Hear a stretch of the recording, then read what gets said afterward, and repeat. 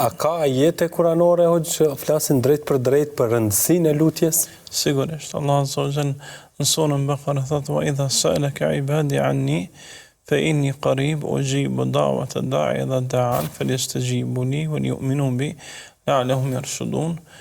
Nëse të pyesin ty Muhammed sallallahu alaihi wasallam robët e mi për mu, pra Allah po thotë, thuaj se jam afër tyne, e një lutjen e atij që lutet, e pranoj atë lutje, i përgjigjem asaj, ndaj le të më luten ata mu dhe në mu të besojnë se kështu udhëzohen. Po ashtu Allah Azza wa Jall në surën A'raf thot: "Walillahi al-asma'ul husna fad'u biha." Allahu ka emra të bukur, ndaj lutni me të. Po ashtu Allah Azza wa Jall në mëson në surën Ghafir se lutja kërkohet prej robit edhe të regon pasojat e atyne që nuk luten. Inna alladhina yastakbiruna an ibadati sayadkhuluna jahannama dakhirin. Në fillim thot lutna, pastaj thot ata që janë më ndaj ndaj lutjes, pra adhurimet tam. Kjo jetë tregon se lutja është adhurim.